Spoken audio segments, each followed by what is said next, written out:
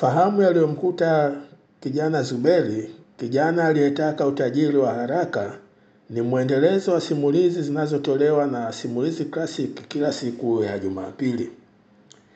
Simulizi hii ni ya kweli ambayo inahusu kijana wa miaka 22 alivyopata tamaa ya kutaka utajiri wa haraka.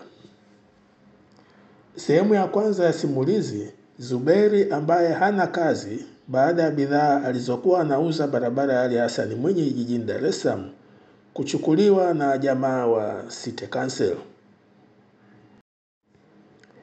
Hivyo Zuberi hana kazi na alitumia muda mwingi kwenye kijiwe cha madereva bodaboda eneo la Kijitonyama. Siku moja pale kijiweni alipita kijana mmoja ambaye jina lake la utani ni Bosi. Huyo kijana ni tajiri sana na alikuwa na majivuno sana kutokana na utajiri wake. Zuberi aliamua kumuomba huyo Bosi ampe kazi ili asikae bure bila ya kazi. Hakuwa anafahamiana na huyo kijana anayeitwa Bosi, hivyo aliamua kumtumia girlfriend wake ambaye anajulikana kwa jina la Janet. Sasa hebu tusikie Zuberi akieleza kama alifanikiwa kumuona kijana Bosi kupitia kwa huyo msichana Janet. Kwa maelezo yake mwenyewe, Zuberi anaeleza kama ifuatavyo. Ilipita wiki bila kupata habari ya kukutana na Bosi. Niliamua kumpigia simu Janet kutaka kufahamu kama alimueleza Bosi shida yangu. Zuberi anaendelea kutueleza. Janet alishangaa kusikia kuwa Bosi hakuwasiliana na mimi, kwani alimueleza shida yangu na alimpa Bosi namba yangu. Anaendelea kueleza Zuberi. Janet alinitia moyo kuwa angemkumbusha Bosi kuhusu ombi langu na alinipa moyo kuwa anadhani Bosi atanipa kazi. Zuberi anakutana na Bosi. Baada ya kupita siku 2, Zuberi alipata simu kutoka kwa Janet akimweleza kuwa Bosi yuko tayari kuonana na Zuberi. Anaendelea kueleza Zuberi. Janet alisema kuwa nitakutana na Bosi siku ya Jumamosi saa 10 kwenye hoteli ambayo tuliwahi kukutana na Janet. Zuberi anaendelea kueleza mambo yalivyokuwa siku ya Jumamosi kwenye hoteli ambayo Bosi alitaka amuone. Siku ya Jumamosi ilifika, hivyo nilingojea kwa hamu ifike saa 10 ili niweze kumuona Bosi. Anaendelea kueleza Zuberi. Nilifika kwenye hoteli hiyo saa 10 kamili kama nilivyoambiwa, lakini sikumuona Bosi wala Janet. Nilisubiri karibu nusu saa, sikuona watu ambao niliwatarajia. Anaendelea kusimulia Zuberi. Nilikuwa nakunywa soda na ilikuwa inakaribia kumalizika. Niliwaza labda nimpigie simu Janet, lakini nilisita. Niliamua kuwa mvumilivu. Ilipofika saa 11 jioni, nilimuona Janet akifuatana na Bosi pamoja na mvulana ambaye sikumfahamu. Zuberi anaendelea kusimulia. Hao jamaa watatu walikwenda kukaa kwenye meza moja ambayo ilikuwa kwenye kona ya hoteli. Hivyo nilimaliza kunywa soda yangu haraka na kisha nikaenda kwenye ile meza ambapo walikuwa wameketi, yaani Bosi, Janet na mvulana ambaye sikumfahamu. Anaendelea kueleza. Nilipofika kwenye ile meza, Janet alinisalimia kwa uchangamfu na kisha alinitambulisha kwa Bosi na yule mvulana mwingine ambaye jina lake nilifahamu kuwa ni Jumbe. Zuberi anaendelea kueleza. Baada ya utambulisho, bosi alisema amepata ujumbe wangu kutoka kwa Janet na amekubali kunisaidia. Alisema Janet alimweleza kuwa mimi ni kijana mwenye nidhamu na mchapakazi pia. Alisema kuwa angependa kuongea mambo mengi na mimi, lakini siku hiyo alikuwa amealikwa na rafiki yake. Hivyo itabidi aondoke na Janet na amempa maagizo yote yule kijana ambaye anaitwa Jumbe. Bosi na Janet walisimama na kutuaga na hivyo tulibaki mimi na Jumbe. Mazungumzo ya Zuberi na Jumbe.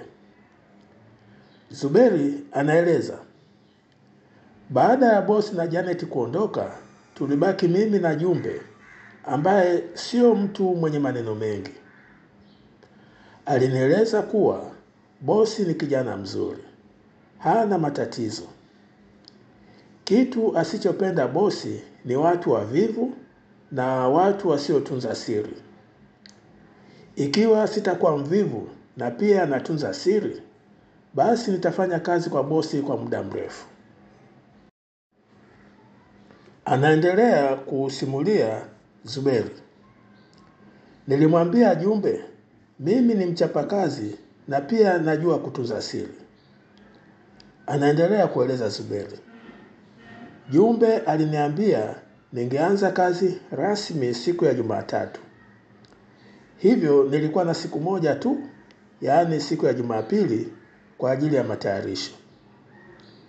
Zuberi anaendelea kusimulia. Jumbe alisema kuwa siku ya Jumatatu itakapofika saa 10 jioni tutasafiri kuelekea Mtwara kwa kazi maalum. Hapo alinipa shilingi 100,000 ambapo alisema ni za matayarisho. Halafu aliniuliza kama nina swali kuhusu mambo aliyonieleza. Zuberi alitaka kufahamu kazi gani anakwenda kufanya huko Mtwara.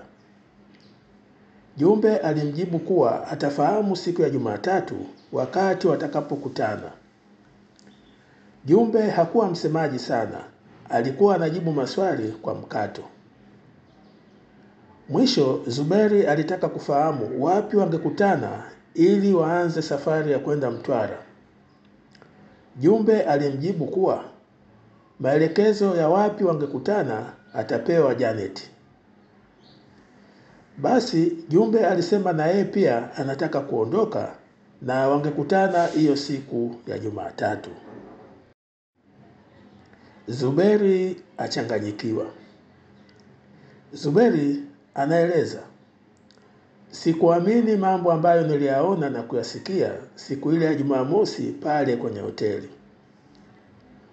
Bosi alisema amekubali ombi langu la kunipa kazi. Pia alisema maelezo yote kuhusu kazi ambayo ningefanya angempa Jumbe. Jumbe naye alisema ningefahamu kazi yangu siku ya Jumatatu ambayo tungesafiri kwenda Mtwara. Sasa huyu Jumbe alimaanisha nini kusema kuwa bosi anapenda watu wachapakazi na watunza siri? Zuberi akubali kazi ambayo haijui. Zuberi anaendelea kueleza. Nilizidi kuwaza hali ilivyokuwa. Nilidhani kuwa ningeambiwa kazi ambayo ningefanya. Pia nilitegemea ningeambiwa taratibu za kufanya kazi na mshahara ambao ningelipwa. Baada ya hapo nilitegemea ningeulizwa kama nilikubali hiyo kazi au sikuikubali. Sasa inabidi nifanye uamuzi wa aidha nikubali hiyo kazi ambayo siifahamu au nikatae hiyo kazi ambayo pia siifahamu. Zuberi anaendelea kusimulia. Nilikuwa sina kazi. Hivyo niliomba kazi kwa bosi. ambaye alikubali kunipa kazi. Anaendelea kueleza Zuberi. Hivyo sistahili kuwa na makuu. Afadhali nikubali kazi, kama ikitokea hiyo kazi siwezi kufanya, basi hapo ndio nitafanya uamuzi wa kuacha hiyo kazi. Zuberi anaendelea kueleza. Nilipiga moyo konde na hivyo niliamua kukubali kazi niliyopewa ingawa sikuifahamu. Niliondoka pale hotelini nikiwa na mawazo mengi kuhusu mambo niliyoyaona na kuyasikia pale hotelini. Zuberi anaendelea kueleza. Jambo la kufurahisha ni kuwa mfukoni kwangu nilikuwa na shilingi 100,000 ambayo nilipewa kama posho. Nilifarajika kwa kusema kuwa na mimi utajiri unanukia.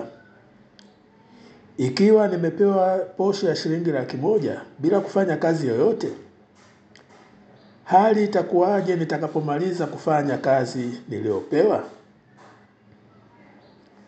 Endelea kufuatilia mkasa uliomkuta kijana Zuberi aliyetaka utajiri wa haraka. Je, atasafiri kwenda Mtwara? Naona simulizi yetu ya mambo yaliyomkuta Zuberi, kijana aliyetaka utajiri haraka, inaishia hapo.